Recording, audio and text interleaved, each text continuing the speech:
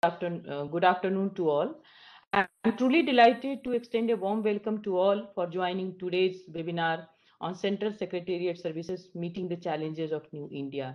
So first of all, I would like to welcome the chair of this webinar, Sir, to Sri V. Srinivasa, Special Secretary, Department of Administrative Reforms and Public Grievances, Government of India, and Director General, NCGG. Sir, we are very, very grateful to you. The sir has suggested to organize this webinar on this subject. He told me that it's a very, I think, relevant subject for the current buzzword of this country. So, and I also invite the lead speaker of today's webinar, Sri S.D. Sharma, Director, Institute of Secretariat Training and Management, Department of Personnel and Training, Government of India. Srimati Indira Murthy, Joint Secretary, Ministry of Earth Sciences, Government of India. Srimati Anju Bhalla, Joint Secretary, Ministry of Science and Technology, Government of India, and Srimati Jaya Dubey, Joint Secretary, Department of Administrative Reforms and Public Grievances, Government of India. The lead speakers of Good Governance webinar series of NCGG, all leading faculties of public administration, political science, sociology, Indian Institute of Management, all district collectors from aspirational districts, senior officials of DRPG, my colleague from NCGG, ladies and gentlemen. So first of all, I would like to welcome our Director General and Special Secretary DRPG to begin this webinar and to give a introductory remarks. Welcome, sir. Thank you, Poonamji. A very good afternoon to all distinguished lead speakers who are close friends. We've served together in the Central Secretariat for many years. And I was always fascinated by the quality and commitment that I saw with which the Central Secretariat Service administered the Central Secretariat. And I came into the Central Secretariat as a young officer of around 29 years of age in 2000 as a deputy secretary in the Ministry of Petroleum. And what struck me was I had served in the State Secretariat also.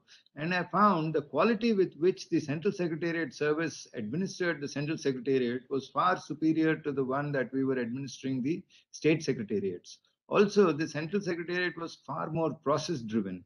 There were Committee of Secretaries notes to be drafted, there were cabinet notes, there were international MOUs that were to be issued. There was consistency in terms of how communications within the ministry, intra-ministry, inter-ministry communications in terms of office memoranda, resolutions or directions would be sent, communications with VIP references would be sent.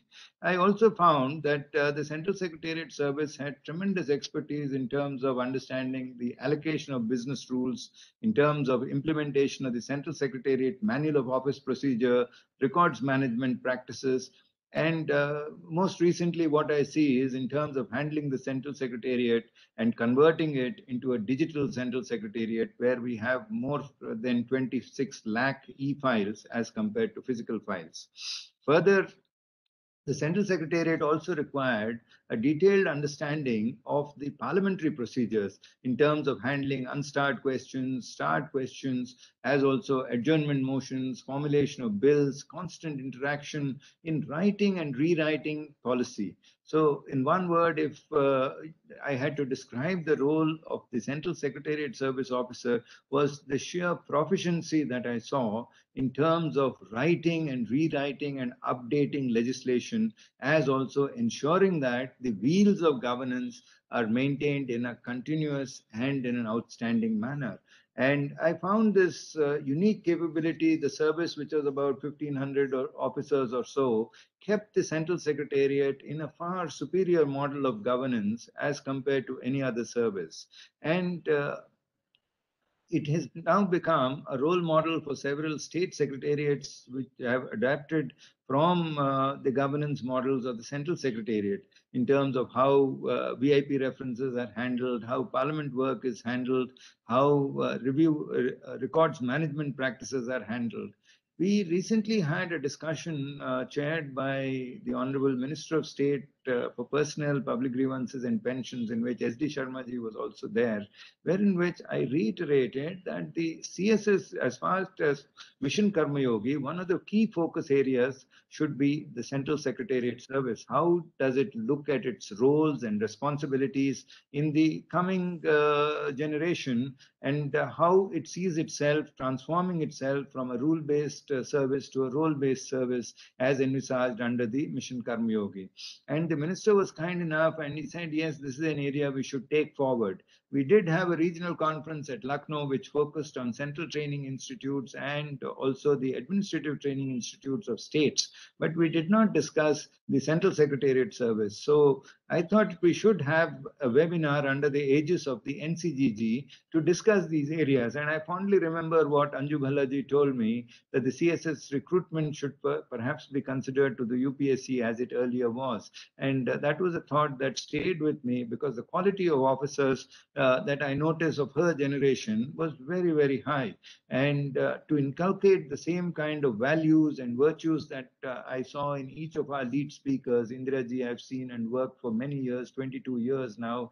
I've been working with Jayaji for a long time now, and S.D. Sharma ji too. So the quality and the commitment that we see from each of you to be replicated and transferred into the next generation is something we'd like to hear from you today. So let me welcome each of you to this webinar, and I'll invite Professor Poonamji to kindly conduct the session and introduce each of the speakers.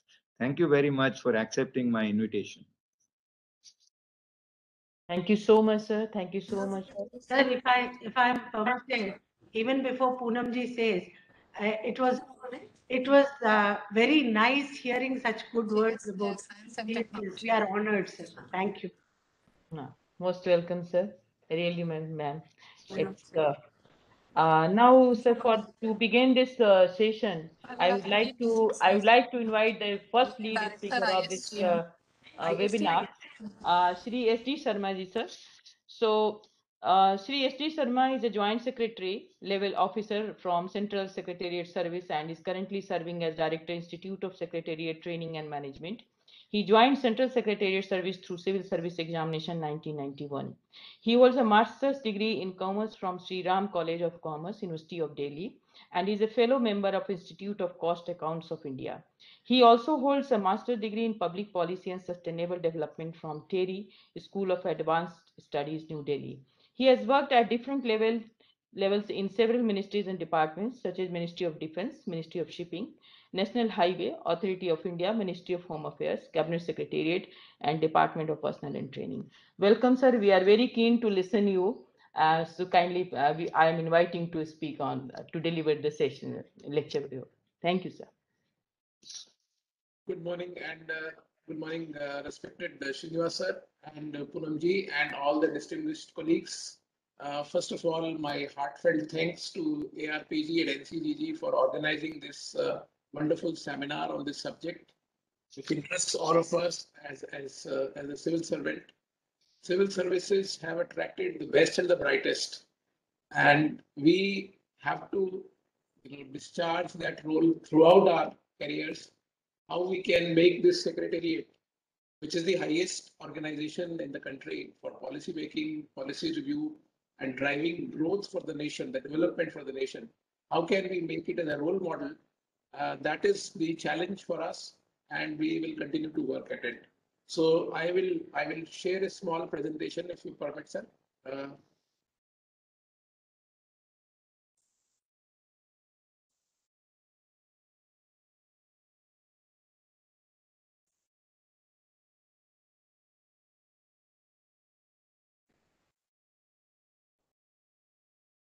I hope my presentation is there.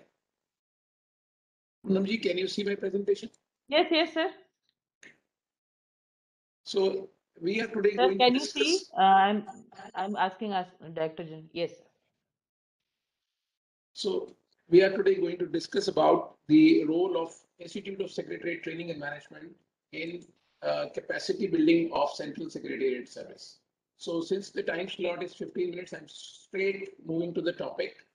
As you know, ISTM was set up in 1948, right after independence, because we needed our own our own vocabulary, we needed our own culture, we needed our own rules, how to conduct ourselves in Central Secretariat as independent country. So we did start right after independence. And so we know about how ISTM has evolved over the years, but just to talk about what recent changes we have recently made is that after Mission Karmayogi has been launched by the government, we have set up a National Center for Civil Service Competencies. We have moved to a learning management system. Just as the pandemic came with a great speed, we also moved towards a virtual campus, a virtual university, a virtual training center. We have set up a digital learning lab, which the Honorable Minister has inaugurated on 26th of August this year. We are now following a competency-based cadre training program, about which we'll talk in a moment. And this broadly redefines the ISTM. And these are the 4-5 major areas about which I wish to talk about, so that we know that how we have restructured the entire theme of capacity building of civil service, Central Secretariat services in this new age, which redefines our thoughts, our thinking, and our approach. So before I go to the new approach, let me just focus on what we do. We do train CSS, Central Secretariat Stenographer Service, and Central Secretariat Clerical Service also, as per the cadre training program, which is basically a mid-career program. There are customized programs. We go to various states and union territories also, especially union territories, to train their officers, public sector officers, autonomous body officers. Our faculty also goes to various organizations for organization-specific programs. So apart from CSS, we are also conducting a large number of programs, because there is no parallel institution like ISTM in states or union territories. So we are also fulfilling that mandate for them. So roughly there are 11,000 officers of CSS, CSSS 7,000, and CSA is another 6,000. So these are our core audience. Core training officers come from these services, and we provide not only the foundation training for ASOs, but also for the mid-career program for every promotion when it takes place at ASO, SO, Undersecretary, Deputy Secretary, Director. We provide a modular training program before promotion of all these grades. Now, since we are talking about the competency-based training for CSS, let me just introduce the concept of 3 types of competencies which are targeted in our training programs. The first is the behavioral competencies, which are more to do with the observable behavior in individual officers, such as strategic thinking, problem solving, handling difficult situations, driving citizen centricity, and all that. Then there are functional competencies, which is the main strength of a CSS officer, because he knows about rules, he knows about regulations, he knows about how to conduct these business, various allocation or transaction of business rules, the vigilance management, so public procurement rules. So these are the strength, and therefore these skills, this knowledge-based skills, these are very important for a CSS officer to function effectively and efficiently. The third is the domain competencies, which are unique to a particular department or particular ministries, and these are usually picked up by the officers as they work on in their jobs. So out of these three areas, ISTM trains behavioral and functional competencies for Central Secretariat service officers. Now, the challenges before Central Secretariat, as Srinivas sir mentioned, are many, in fact, because one big challenge is that they are not directly connected with the programs and the programs and the schemes when they are being delivered to the citizens directly. So they are not working in the fields like the districts and sub-districts and tehsils or villages. So that disconnect was there, and that disconnect is to be made up. So we have decided that we will make it up through our cadre training programs. So this people engagement becomes our key focus. We will train our officers now We take them to the states, we expose them how these schemes are being implemented. We create that sense of commitment where when they look at the delivery of programs and they draw important lessons.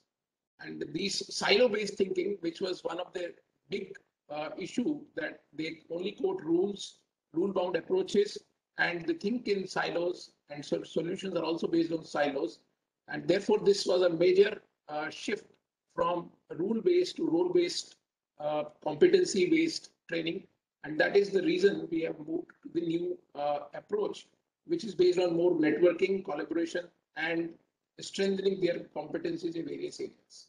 So this paradigm shift in governance, where they are directly connected with citizens, focusing on results, data-driven decision making. So we are again picking up more modules on how to engage, how to utilize data in analyzing various policies, in understanding problems, breaking down problems into analytical issues, which they can be examined with the help of further evidence.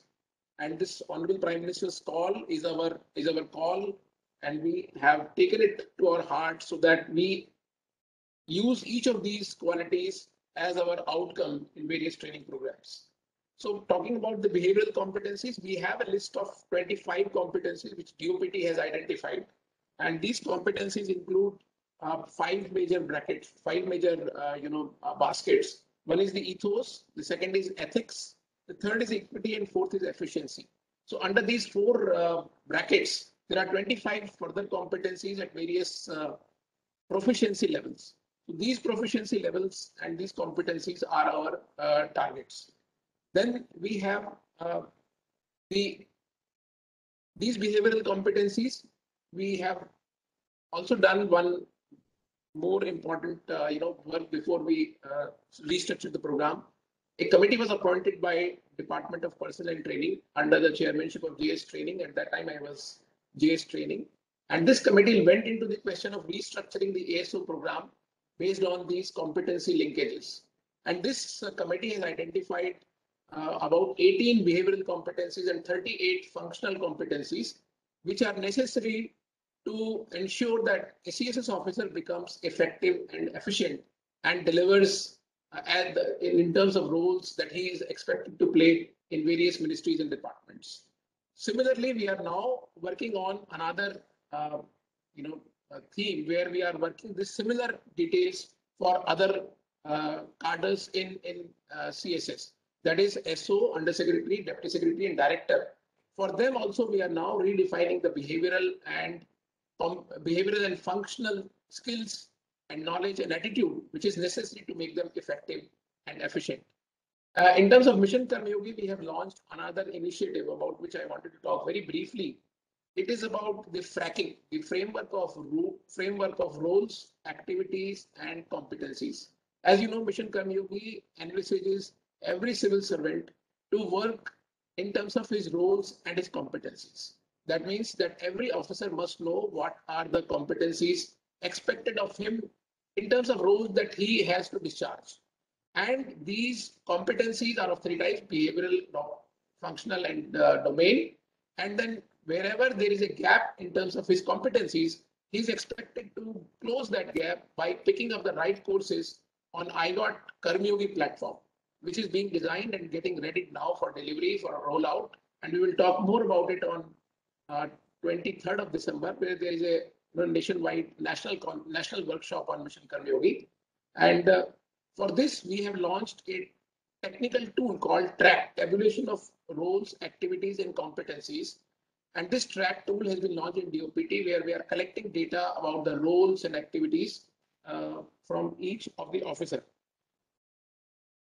And through this tool, we will be able to collect the entire set of data, and NCGG has agreed to help us to do research in this further in this tool, and we will be able to bring out a guide for the guidance of entire central government officers, how they can identify their own competencies.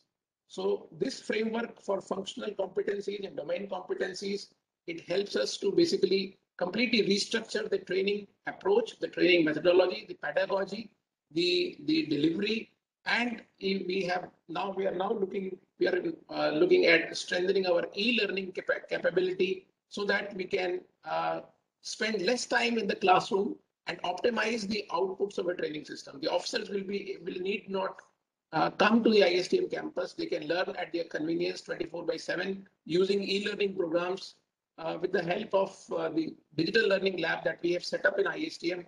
We will be curating large number of programs, and officers can need to come only for a half day and or 2 half days in a week, and rest of the time they can consume the content sitting at home on Saturdays and Sundays, and sitting in their offices, right, working there, and utilizing this opportunity, the great opportunity that the online and e-learning affords us. See, one of the great principles, I'll just close with this, that one of the great principles of learning today that worldwide is being pursued is the 70% of learning should be on the job, 20% could be mentoring and coaching, and only 10% need to be through classroom based. So we are utilizing this in a great way, right from the batch of 900 ASOs which are currently undergoing training at ISTM. So we are proposing to issue guidelines for mentoring and coaching by their seniors, by their colleagues, and this can become a great new initiative in the entire secretariat, where senior officers will be able to guide their colleagues in a systematic and structured manner, and this can be followed right up to the point where officers develop competencies in the given set of areas. So the last point is about domain competencies. The domain competency is to be provided by the ministries and departments, but ISTM will broadly take charge of this and see whether the officers are also getting enough exposure to the domain competencies in the roles that they are playing in the respective ministries. So there are many ways in which this is being strengthened, but our suggestion is that we need to also look at the exceptionally talented officers in each ministry and department and find out ways and means as to how we can retain them if they are also agreeable to spend more time in that ministry. So need to do some more reforms. We will need to utilize these principles. We are utilizing these principles, how we can make these training programs more competency linked and higher order learning in every program. So every program is linked to a competency. Whatever program we are delivering, it is linked to a certain set of competencies. We test the officers in a given competency, and for this testing purposes, we have setting up independent division within ISTM so that we can test the competency gaps of officers in the given courses that they have undertaken. So with these measures, I hope that we will be able to change the capacities in a significant manner, help speedy decision making in the Central Secretariat, adopt modern technologies, and our officers will be able to carry out the business process re-engineering wherever they are, utilize the emerging technologies for decision making, and create capacity for the governance. So I will conclude my session with this. The capacity building is the foremost tool with which we can equip ourselves. And thank you very much for this session, for the wonderful session. Thank you. Thank you so much, sir. It was nice lesson for us. So we have a question answer session, sir, after listening all these lead speakers. Now I would like to invite Madam Srimati Indira Murthy, Joint Secretary, Ministry of Arts Sciences, Government of India. There is a brief introduction about her. Srimati Indira Murthy is currently the Joint Secretary of Ministry of Earth Sciences, Government of India. She holds a master degree in economics from University of Madras and was also awarded gold medal from the university. She holds a master's degree in international affairs with a specialization in economic policy management from Columbia University, New York. She also holds a postgraduate diploma in international trade, business, laws, international law, and diplomacy from the Indian Society of International Law. She has worked in 17 departments and ministries, which include industry, defense, commerce, joint intelligence committee, finance, DOPT, Ministry of External Affairs, Ministry of Social Justice, Cabinet Secretariat, and Ministry of Earth Sciences. are waiting to listen, madam, because she has a vast experience in this area. So welcome, madam. We are very keen to listen to you. Please.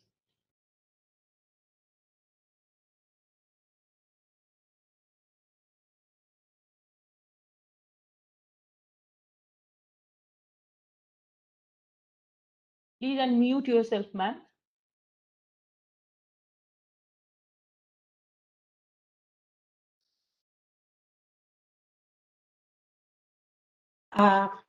Distinguished Special Secretary ARPG Sri Srinivasan, Poonam Madam, and all my colleagues and friends who have joined this webinar. And I hear a very good afternoon to all of you. I just want to share a bit of my experiences in all the 17 departments and ministries I have worked with. The National Center for Good Governance is holding this. I just was thinking of what governance is. According to me, it's an art. It includes doing something yourself, getting things done by your subordinates, as well as colleagues, and supervision of the work to be done. And bureaucracy is the executive wing of the democratic structure. And its main aim is the implementation of the policies, laws, bylaws, and rules. The other point of good governance is good. It should be a qualification, not a restriction. We generally use good as a restriction. And the other important thing about good is it is discovered after things are done. Mostly it is post-mortem. Now, I would like to talk about CSS.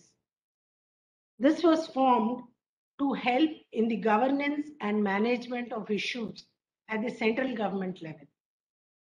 The basis for the formation of the service was to ensure policy continuity and also act as institutional memory.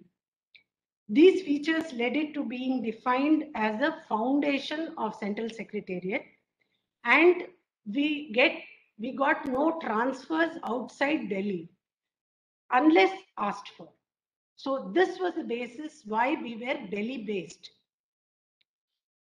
However, with the inclusion of the promotees into the CSS, we are direct recruits from UPSC, and the promotees who come up from ASOs also got the same nomenclature. So there got a lot of this mixture made the foundations a little shaky, I think.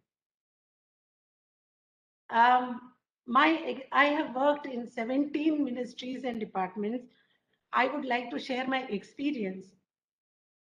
Through this, I'll actually be counting my blessings. One is I could enhance my skills and enhance my knowledge and hone my skills during all these years of government service. I got an opportunity to learn all types of work, ranging from general administration to international negotiations.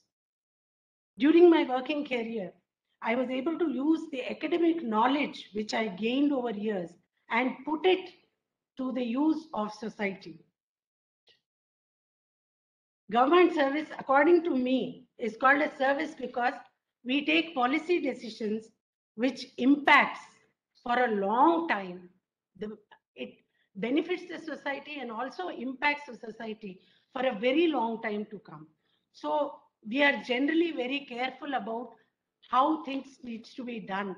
And that's why all this harping on rules, regulations, laws, bylaws, policies, which have been made by the legislative, so that everything goes in an organized manner and everyone is included in the policies. I also have a lot of achievements during my career, which I would like to share. As a section officer, I organized the India Invest Mart, which brought in a lot of foreign direct investment. That was in the late 80s. And it was for the first time that such a thing had happened.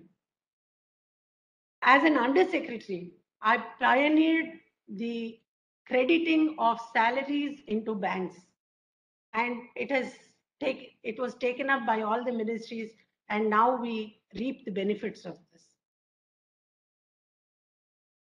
I was looking after DGSND for some time, and I was instrumental in bringing about the other fuel efficient cars into the DGSC rate contract other than ambassadors. I was also posted in COFFEPOSA, that is Conservation of Foreign Exchange and Prevention of Smuggling Act, in which I had the opportunity to defend my cases in front of a 3-judge High Court bench. When I was posted in Commerce as the director, I had the opportunity of finalizing the rupee-rial trade agreement with Iran when Iran was under the sanctions of USA. During that time, I also looked after SAARC countries and the trade relationships with these SAARC countries, particularly Pakistan, Sri Lanka, and Bangladesh. We worked a lot and the trade relations improved a lot. This tenure of mine in commerce inspired me to do a PG diploma in international and business trade and business laws, which I could complete.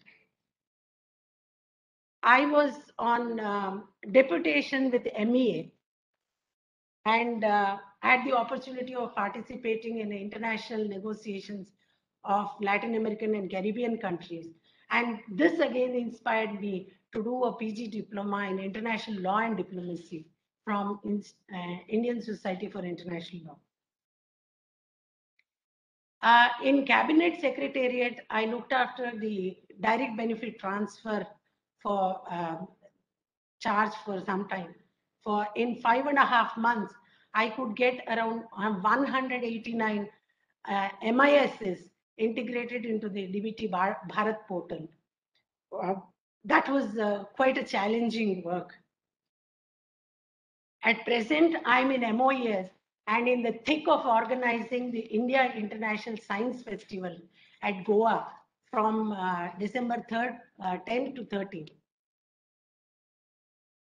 Even though I have worked in a lot of ministries and I have put in a lot of years into government service, I had to face challenges, and I would like to highlight the challenges and also give some suggestions with regard to what can be done.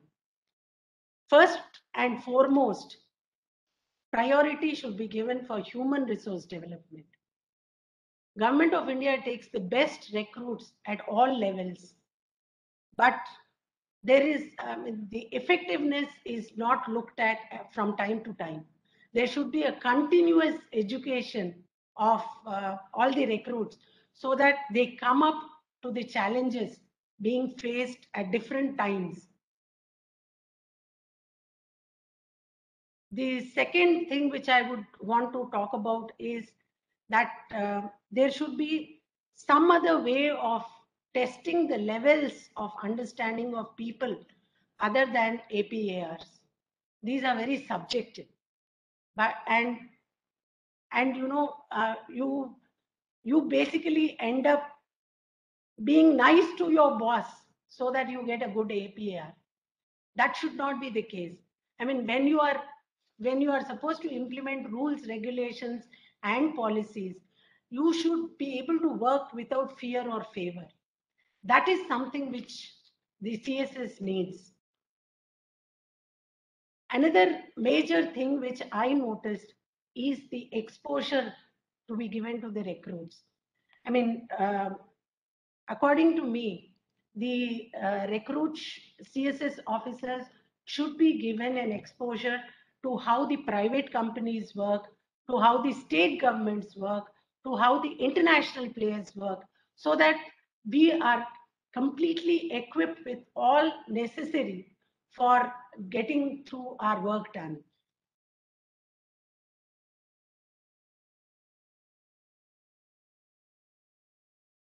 CSS officers have a very strong base of rules and that is why they are called foundation of government. But these are to be utilized properly. Government spends huge amounts on grooming us, but somewhere, somehow, we are not able to make it to the top. Not all of us. So with that grooming, that money goes to waste. And the other recruits who are promotees are, they retire by the time they come up to the middle management level. So what Srinivas sir was earlier saying, and Anju Bhalla madam had already said, that there should be CSS officers again taken in, so that the foundation doesn't remains, and the work is done very smoothly at the central government level. Thank you. Thank you so much, ma'am. Thank you so much. And it was a great presentation. It was great sharing during the services we faces day to day, and how you have tackled the situation very fearless and in fearless manner. So thank you so much, ma'am. So I think the other participants, they will ask, I think they will share some, I think, questions with you. They will ask some their queries, and some, I think, they are very keen to listen you again during the question answer. And now I would like to invite the third lead speaker, Srimati Anju Bhalla madam. Srimati Anju Bhalla is Joint Secretary, Ministry of Science and Technology, Government of India. Srimati Anju Bhalla is currently the Joint Secretary of Ministry of Science and Technology, Government of India. She is a postgraduate from St. Stephen's College, Delhi University. She joined the Central Secretariat Service, Government of India in 1990 and has varied experience from her work in the Ministry of Commerce, Industry, Culture, Women and Child Development, Power and Science and Technology. As Joint Secretary in Department of Science, recruitment and promotion of scientists, National Program for Training of Scientists and Technologies in the Government Sector, and construction of new state-of-the-art building projects. She also held any Additional Secretary charge of the Managing Director of Research Assistant Council. So welcome, ma'am. We are most welcome in this session, and we are very keen to listen you. Kindly deliver your session. Welcome. Thank you, Poonam. And thank you to NCGG for giving us this opportunity to talk about the Central Secretariat Service. Very special thanks to Sir V. Srinivasanji, Special Secretary in DARPG and the DG of NCGG for taking up this service for discussion in a webinar, and also for having remembered what we spoke about quite a few years ago. And that, I think, is the essence of what everybody in CSS today believes. Every colleague that I speak to is talking about reintroducing direct recruitment from the civil services exam. And it's actually a little bit of a puzzle on why this was ever stopped. Because the Central Secretariat is the seat of the union government, and a dedicated service for the union government. I mean, who's going to argue that you don't need that? We have all India services, and actually that's a misnomer, because people recruited to those services get assigned to state cadres. So it's about time that we started looking back at the origins of this service, which was actually supposed to be the service, the core for the Central Secretariat and for the union government, which today everybody would agree has actually taken on vast challenges at a level that is mind-boggling. I would recall here the words of a former cabinet secretary who was addressing AIS probationers, and he actually recounted his own experience of working in the districts as an IS officer. and then his experience of working in the State Secretariat, and then later coming to the Central Secretariat. And very unequivocally, he said that the Central Secretariat is by far the most challenging place of work. Officers of the CSS recognize this. And the Central Secretariat depends on the other central services, on the All India services. There are tenure posts given to these services, and there are also people coming in to the central staffing scheme. Now, there's an ebb and flow of people, and there's a logic to the central staffing scheme because people come in from varied experiences, and that enriches the environment here. But within the Central Secretariat, as Indira also highlighted, we move from one ministry to another. The processes, the government rules, government guidelines, instructions, regulations, even those evolve over a period of time.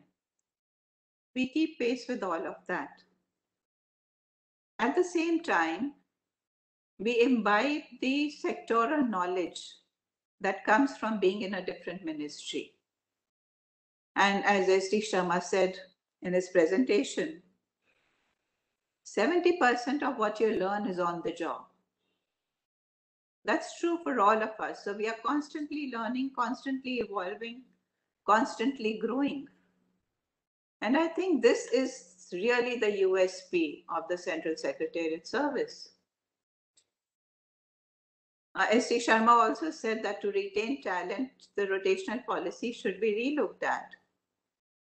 Possibly, yes, because if you fix down the number of years and implement it very rigidly, you could probably do some wrong. But overall, I think this moving from one ministry to another actually broadens our own mental horizons, adds to our experience, adds to the repertoire of best practices that we have imbibed and that we can then bring to our workplace.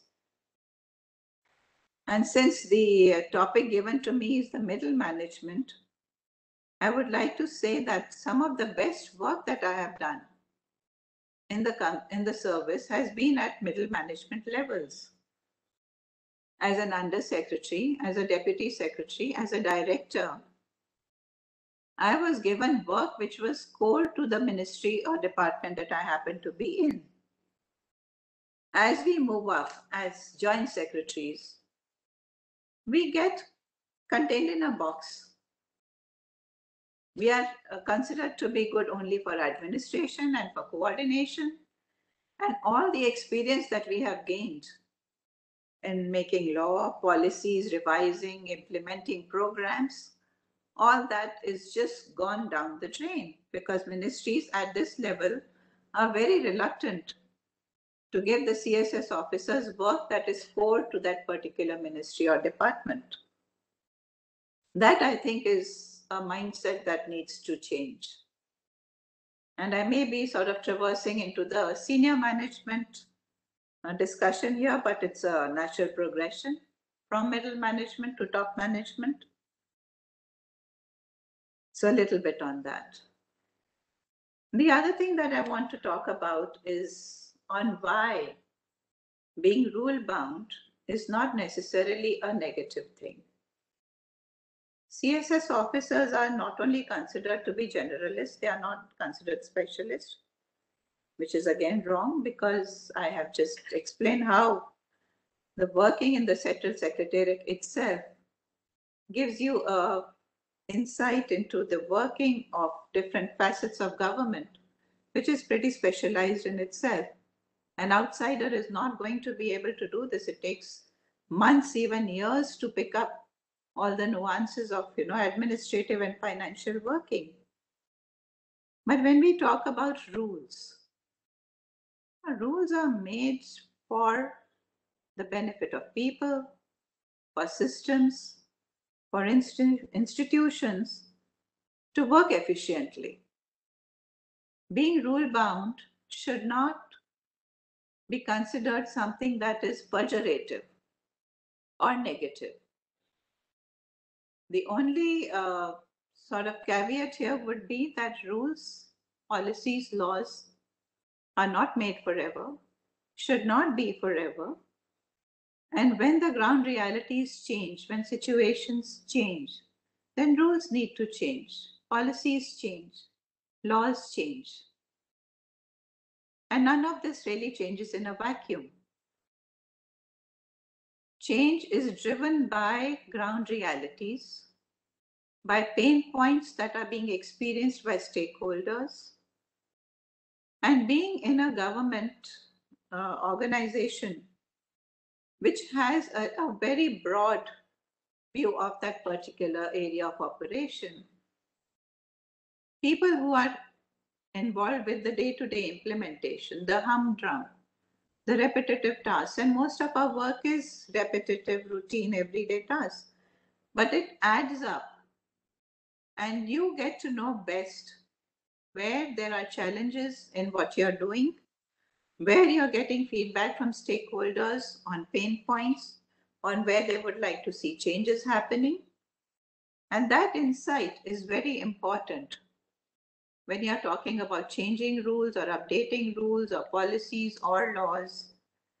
And so the CSS, I would say, the officers at the levels which are actually into implementation are a very important stakeholder to provide feedback into these changes.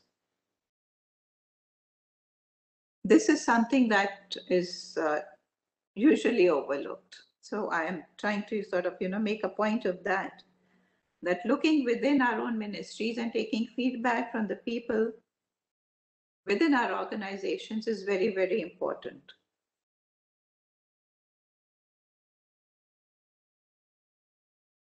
What else gives strength to the Central Secretariat? A CSS officer at whatever level,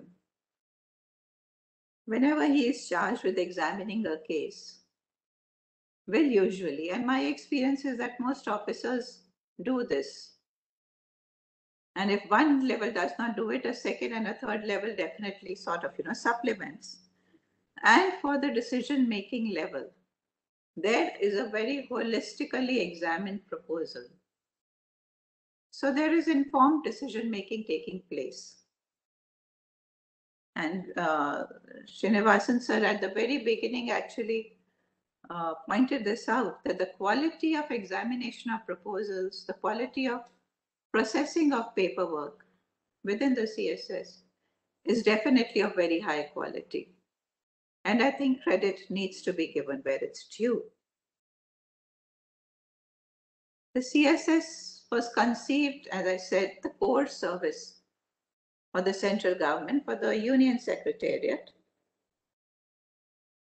And somewhere down the line, it started being regarded as a subordinate service. Now, this is an aberration that has crept in over time.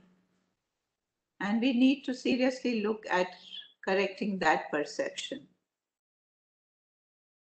As I said earlier, with the central government and the union government actually trying to bring grassroots changes of massive proportions, we need a very, very strong central secretariat holding it all together and making it happen. This is a very old machinery. It's been working perfectly well in time. But like every machinery, it needs to be oiled. It needs to be maintained. And if that doesn't happen, it is bound to creak. And that creaking is what we have been hearing over the past few years.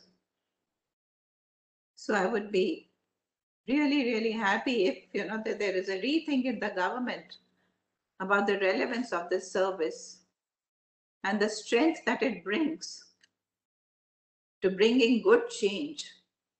Everybody's talking about reducing compliance burden, reducing the challenges in everyday living, ease of doing business. And this service is really at the heart of it all.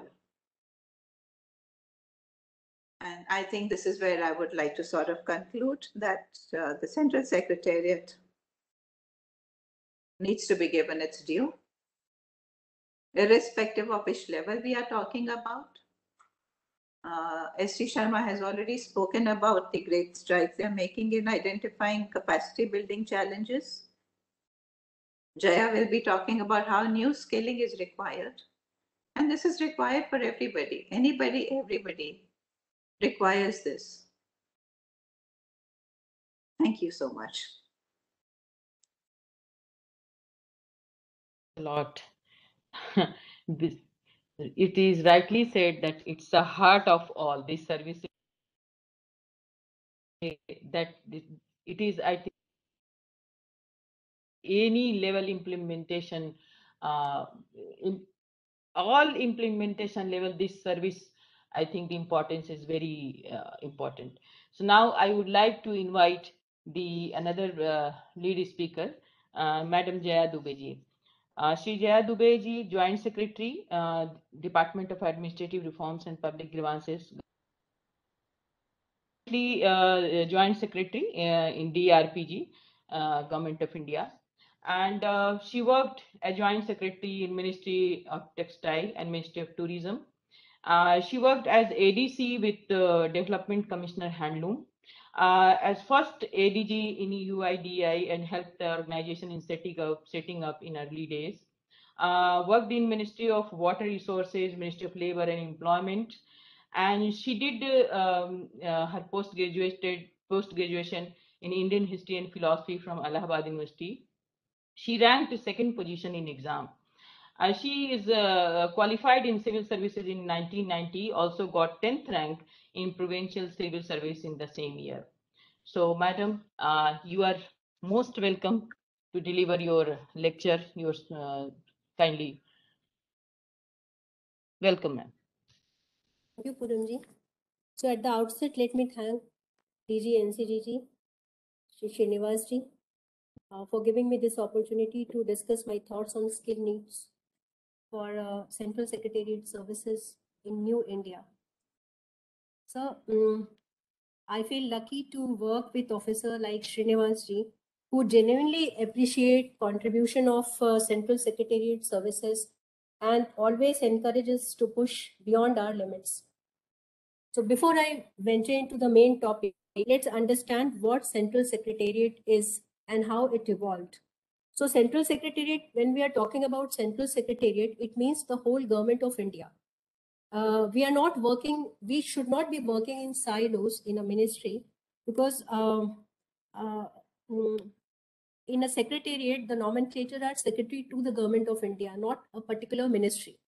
Under secretary to the government of India, not a particular ministry. So it shows that the Central Secretariat is a single unit. It's a composite of all ministries and departments, but it should be taken as a single unit. And from 2014 onwards, we have seen that how the silos and the has been broken to a certain extent, and now the we are working in more cohesion and coordination with each other. Now, how the Central Secretariat services was evolved. Central Secretariat is perhaps one of the oldest service in the country. It was established in 1999, then restructured in 1946, and subsequently in 1949 by a committee which was under R.A. Gopalaswamy Iyengar. The current setup of Central Secretariat, which constitutes section officer, under secretaries, deputy secretaries, joint secretaries, and above, they are basically flowing from the recommendations of the committee, which was headed by Mr. Gopalaswamy Iyengar. But for the post-independence, we have seen the thrust of the government was more on the developmental program. Accordingly, Central Secretariat has seen the roles and job diversification. This need was echoed in the report of first ARC, which was constituted under Morarji Desai in 1969, and many new specialized services were born, some of them permanently positioned in the Central Secretariat, and there we are working with them like economic services and statistical services, besides the domain services, which were also certain ministries have. So there are various, when we are talking about central secretariat, then lots of services are working together in the same setup, and they are complementing and supplementing each other with their unique strength and character. But still, the central secretariat services has a very dominant position at lower and middle level, in middle level setup. The key functions of central secretariat, I've actually, when we were discussing in the room, I made a small presentation for a few slides. I thought I will make a presentation on this. If you permit, I will share my slides, which I just drawn.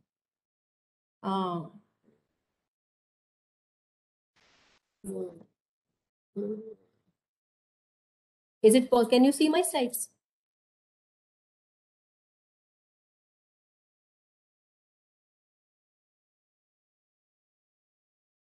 My slides are visible?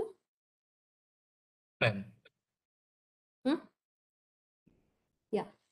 If they are visible, then so what is how the secretariat services has evolved? It shows that this is actually not a clerical service, and as Anju Bhalla ma'am has said, it should not be treated as a subordinate service. This is a core service for the central secretariat, and accordingly the functions and the skill requirement of central secretariat officers also differ from normal clerical services which we see in other organizations. Structure of section officer, before I come to the skill set, I'll discuss the structure of the secretariat. We know that every file and paper which is received in the offices in the central secretariat is the first level processing is by section officer. So section officer is not only a custodian of all the files and papers, but he is also originator of the issue. Sometimes he has to do lots of original work, not only just to compile the papers and put up the officers for their review. Under secretaries are branch head. 2 or more sections constitute a branch. 2 or more divisions, 2 or more branches constitute a division which is headed by deputy secretary, and 2 or more divisions become a wing which is headed by a joint secretary. And depending on the delegation of powers, these officers are not only process the papers but also dispose of the papers where the power has been delegated to them. So definitely these services, the central secretariat requires a very robust skill sets to perform these functions, which some of them they are doing independently, and some are they have to support their seniors through their guidance and through their notes. So central secretariat is normally considered as a highly process-driven organization. It is expected that a CSS officer should be well versed with rules, procedure, and functions of central secretariat and guide those who join the secretariat on deputation. The services are often called backbone or the central secretariat because it provides a continuity and institutional memory, while other services join the secretariat on limited tenure. However, rotational transfer policy has affected this institutional memory to a certain extent, because now CSS is also the tenure of CSS officer in a ministry is roughly the same as any other officer of the central staffing scheme. So as I have mentioned, the work handled by section officer or under secretary is not much different than the work handled by the senior management in a secretariat. So the skill set which is required for the senior management, the skill of CSS is not very much different from that. What is more important for us now? The communication. The functional competency for a CSS officer, it requires communication skill, because good noting and drafting is a quintessential for a central secretariat officer. And every action, every single action or every decision is documented very minutely in our records. So for any officer, whether it's a section officer or higher in the rank, or even not only for Central Secretariat services. I must say that these traits and these skills are important for all those who join Central Secretariat, either from the central staffing scheme or on central deputation from any services. These skills are mandatory or very important for everyone, including Central Secretariat. So the communication skill is very important because everything is well documented here. If there is a good communications, there should be a good report writing skill. Then problem solving and critical thinking skill is important because one should not be blinded by the rules, but have the ability to interpret the rules in right context and with utmost sensitivity. The Central Secretariat with core job of policy and regulatory functions, this skill is extremely important at every level, from the section officer to the top level. Then organizational skill, where every day we receive huge volumes of data, all papers and files ultimately flow towards section. Organize them in a manner so that they can be retrieved easily as and when they needed, and prioritize work so that every issue is attended to within the time frame is a core management skill. Office procedure and record management in Central Secretariat is well documented, but still we have discovered huge pendency during special campaign. That reminds us to reinforce this skill in every CSS officer again. Then comes to the behavioral competency, as Mr. Sharma has mentioned that in their new framework of skilling, they are adding these things also. The behavioral competency is important for everyone because it, for every level, whether it's from Central Secretariat services or for any services, these are the common trait which is expected in a government job. Domain expertise is something which is now being quite talked about. And there is a circular, I have seen a recent circular where the lower positions, it was recommended that lower positions should also be taken from the domain expertise.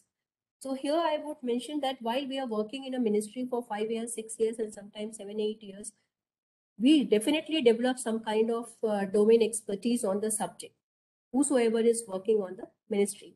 But that domain expertise is different from the professionals who are having that expertise through the professional knowledge or their education. But domain expertise is something where now we are looking at, and DOPT has recently issued a circular that every ministry should, every division should prepare an induction note which should be available to the next person who is joining. They should understand what is the core issues and how there should be a training also on the domain expertise, I feel. Field exposure is very important because Central Secretariat is a desk-based service. We are positioned in the main ministry. So here we are lacking, and it's very important that some field posting, if it is provided at some level, that would help us to attain cross-functional exposure to everyone. And the last one is the exposure to other services. I think Indira Murthy has mentioned this, or someone has mentioned that exposure to private sector, exposure to corporate or any other division or department who is outside the government is also important to learn new skills and how to apply them in the government setup. So this we have to work out how we can do it. But from my personal experience, I can say when I joined UIDI, and UIDI was a entirely different type of organization. There was a large PMU who was running the UIDI, and the PMU was from private sector, completely from the private sector. So when we actually worked with those guys, with those people, when we understood the lacking, what we are lacking and how to improve ourselves. So that period was really valuable. And I thought whatever I have gained in 3 years in UIDI was quite helpful to me when I joined other ministries, especially the new skill which I see, that writing RFP, etc.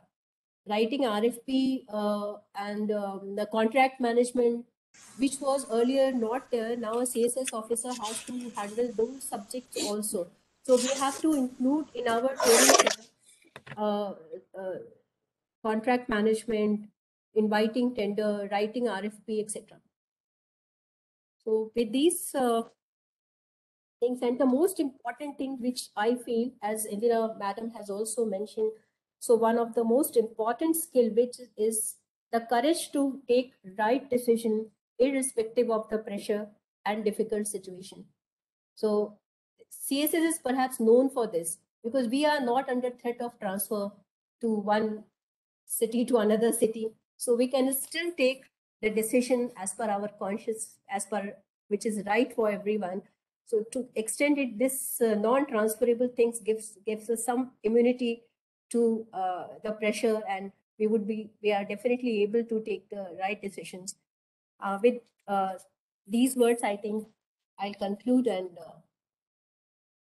give the mic to Poonamji again. Thank you, Poonamji. Thank you so much, man. Thank you so much. You are so kind, and you have given, I think, lot of suggestions and very good initiatives, processes she has discussed and shared always with us. So we are very fortunate that this kind of officers we have in our department, because NCGG is the Department Autonomous Institution of DRPG. Thank you so much, ma'am. So we have a the 15-minute or maybe 12-minute we may give. So can we take only 2 questions for each lead speaker from the audience? So kindly, if you are willing to, I think, share or ask any question, any query which is not clear, can you ask from the participants only 2 questions from each lead speaker? Any participants from this webinar? Can I ask a question? Yeah, sure. Hello, I'm Suresh Sharma. Yeah. I'm a retired Joint Secretary level officer from Department of Telecommunications, Yeah. Ministry of Communications and IT. I retired in 2016. Yeah. So I have a few points to make with reference to the CSS service. First of all, a question for the DPR: why this CSS officer service has been discontinued? Yes. Second question is, with reference to the improvement in the CSS training modules, we as CSS officers are not sent for training to Lal Bahadur Shastri Institute. Why?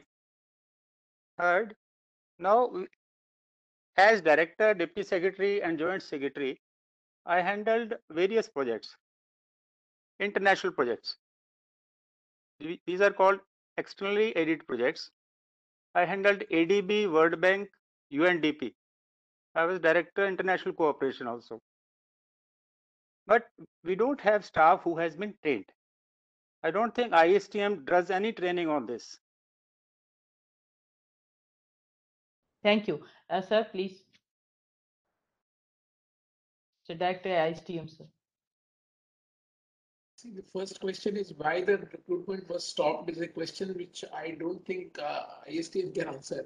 This is something which is the decision taken by the government as a whole. So it's a decision, and it must have been taken in the light of the situation prevailing at that point of time. So no comments on that. So as far as the second question is concerned, why CSS officers are not sent to LBSNA for training? Now every service has its own training institution. Here, usually one of the institution is a specially institution that provides training for that particular service, especially the foundational training. And thereafter, the officers are free to go for any specialized course in various training institutions. For example, I can go to NIFM and learn something about financial management. Or so this kind of open courses, people do join LBSNA for various courses, or ISTM. Also, people from Indian Economic Service or Indian, Statistical Service or other services do come here for training. So there is no restriction for other services to come and undertake training in various streams. So I hope that clarifies you. Thank you so much, sir. Now, anybody from the audience?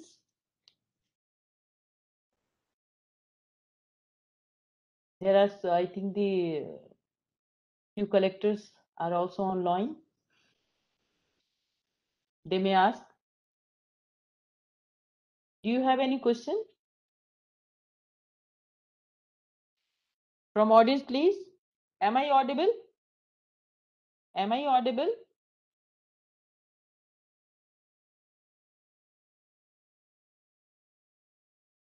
Yeah, participants are from. I think all are satisfied with the speakers. Why you are not asking? If you have any query, any question, any discussion, you may go ahead. You may ask from the lead speakers because we Madam Poonam, and very well-known officers for this webinar. So please Ma- ask some. Yeah. this is how CSS works. Nobody has any doubts. Oh, yes. That's why I'm saying they all are very satisfied and all are very benefited. This shows, I think the silence is shows, ma'am. So, anybody from ISTM? I think some officers have joined from ISTM, sir, or from your institute, ma'am, your department?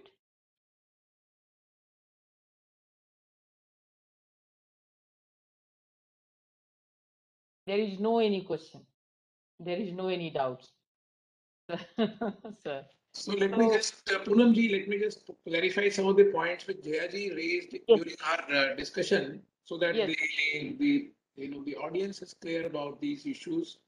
When we are Yes. talking about the building capacity in central secretariat services, and then we are restructuring this entire training approach by linking it to the competency-based, training courses, so that the central secretariat service officers also experience that upgradation in their capacity, which is required in terms of present technological and economic changes that are happening around us. So the drafting of cabinet notes, drafting of EFC notes, the drafting of charge sheets, preparation of RFPs, standard bidding documents. This is part of our functional competency building exercises, and these are have been taken up as a higher order skilling, higher order learning objectives, so that our officers become proficient in drafting all these documents. So this is a continual theme which is there in both foundational training as well as our cadre-based training programs in the middle management. Regarding the domain competencies, the point that has been made is that how do we strengthen domain competencies, and on the job training is definitely the one of the foremost methods through which we build domain competencies. Yes, transfers to various ministries, and we are one whole unit. We are not divided into various ministries and departments. Our identity is for the entire secretariat, but domain competencies do play a very important role. For example, if you have served for 10 years or 5 years in banking and insurance, and then next day you are transferred to a new ministry, you will learn definitely lots of new things. There is no doubt in our mind that a CSS officer, wherever he is posted, he will pick up. If he is proficient, if he is capable. But the department tends to lose the expertise of the officer. So Yes. it is basically the other way around, where the department loses the expertise which the officer gained during those 5 years or 10 years. So in case some of the officers wish to drive a deeper specialty in a particular subject, they may have their choice, where there no compulsory rotational transfer need be carried out in respect of these officers who wish to develop such expertise. So it is not about everyone being prevented from rotational transfer, because everyone should be given an opportunity to visit a new department, to join a new department, learn what happens in the new department.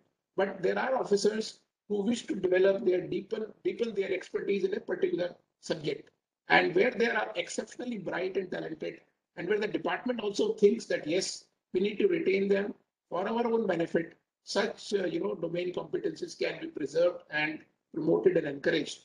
That was the suggestion probably which will help both the departments as well as the officers. So that was. Thank you so much, sir. Thank you so much, sir, because you talked about the policy level framework, which need to be redesigned for this need to be relooked at.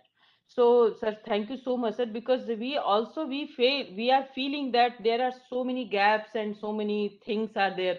But as Madam told, that there should be a courage to, I think, to speak on it in a very large manner. So nobody, I think, two or three people can raise this question. So there is need to, I think, put together in an advisory manner or maybe some manner to give some suggestions to the policy level framework to work on it, sir. So thank you so much, sir. I think there is Poonamji, no... one thing which I would like to flag to Somdatt ji. Ji Somdatt ji, CSS को ना अभी इस समय उतना problems जो है वो तो है, मुझे उनसे ज्यादा प्रॉब्लम है जो सेंट्रल स्टाफिंग स्कीम में डायरेक्टर लेवल अपॉइंट होके आते हैं और उनका भी काम हमें करना पड़ता है. तो प्लीज कुछ ट्रेनिंग उनके लिए करिए, so that they should also, it's not simply they are landing to the central secretariat without having any knowledge and they just have a vacation. I don't call it deputation, I call it vacation. They come on 5 years vacation in really central secretariat and they just leave. So yeah, उनके लिए कुछ compulsory चीज बनाइए, वो बहुत जरूरी है कि उनका काम फिर हमें करना पड़ता है. उनको एक काम as a and this challenge is more at the director level when you are working at director position and when you are a joint secretary suppose, तो जो सबसे बेकार joint director होगा वो मुझे मिल जाएगा. So again I am supposed to work as a that's director or why Jaya madam is Jaya madam. We appreciate a lot. I will Yes. just add briefly, Jayaji, that this is a very important point that you are referring, because the bright and the best officers of various other civil services, they join central staffing scheme. It is true that they may not have any orientation towards the kind of work that we undertake in central secretariat. And they may be coming from accounts or account services, or they are coming from ordnance factory, or they are coming from postal services, where they may be handling different kind of work. So it is not that there is any lack of skill or knowledge, but lack of any capacity, but it is maybe the skill and the knowledge which is required in central secretariat is different. And that is why the ISTM does train officers who come from central staffing scheme or to central staffing scheme for about a week's period. So we have recently redesigned the whole program. We had about 55 officers last month. They came here for 4 days, including 6 officers from Prime Minister's office. And we had a very good interaction with them. They all appreciated the kind of course that we prepared for them, gave them lots of insights into infrastructure, public-private partnership, cabinet note preparation, the EFC note preparation, the PPAC appraisal. So we had talked on a number of issues facing the country, the governance, and it was really heartening to note that they had a great satisfaction in terms of the exposure that was given to them. We hope that we will make the process more richer, more beneficial to both. Thank you for your suggestion.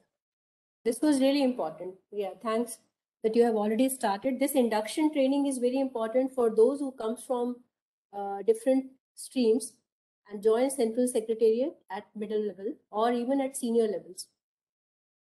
Yes, ma'am. Yes, rightly said. Truly said. Thank you so much, sir. So I think I am ready to give, I think, the vote of thanks. I think there is need to give the vote of thanks because there is no any audience who is willing to, I think, ask any question from our lead speaker. Okay, okay.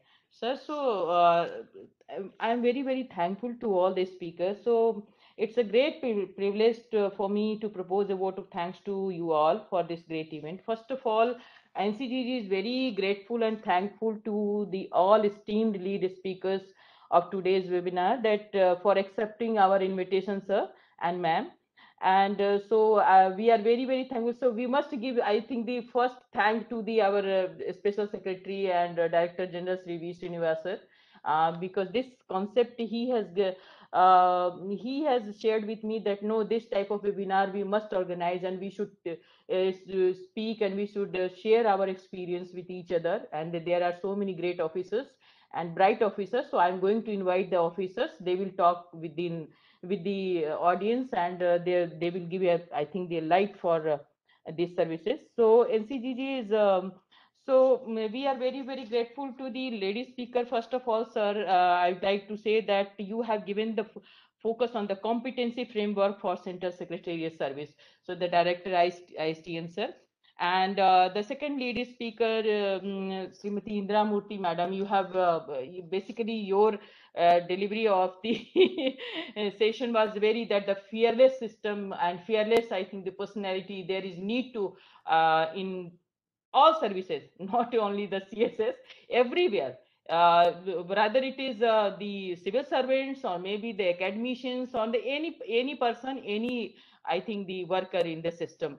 So, madam, you have you told that the priority should be given to human resource first, and without fear and favor, and exposure is essential. I think that these are the main. You have given, I think, the more focus on so many issues, but these are the main, I think, the key point you have highlighted during your session. And the third speaker, Madam Anju Bhalla, has especially focused on feedback of the people within the organization and need a strong central secretariat. Madam, it is very important because I remember one time, because I worked in NIR Lavasna for the 12 years as an associate professor there. So there was a director, Sri Padamveer Singh, sir. So one day he told, you should always be keen to know that what is the perception about and the outside of the organization. What is the perception of your personality, your work style? So this is very important. So madam, you have highlighted on it, so we are very thankful to you. And madam Daya Dubey told that CSS means the whole government of India. Madam told, Daya Dubey madam, and it should not be treated as subordinate service. It is truly, I think, I felt also during the so many incidents that it is also treated as a associated or maybe subordinate services. And field exposure is very important. I think I had a discussion with Madam Daya Dubey ji that I think the middle levels officers and even the state level officers, they must be given exposure. And recently we have flagged an issue, and we have given the mid-career training program. We have designed a mid-career training from the Jammu and Kashmir services, and they are coming to us. And we are talking with them on the public policy and governance. And so these are the, as sir has also rightly said, the competency-based training. So sir, thank you so much to all the lead speakers who came here, and we are very, very benefited, ma'am. And I think the audience may also be very, very benefited from your great learning, from your great experience. So thank you so much, ma'am. And thank you all the audience, all the collectors who has joined from the aspirational districts, the all academicians, my colleague from NCGG, the colleagues from DRPG, ladies and gentlemen. So thank you so much for this auspicious event, and have a nice day. Thank you, sir. Thank you, ma'am. Namaskar. Thank you. Thank you, Poonam ji.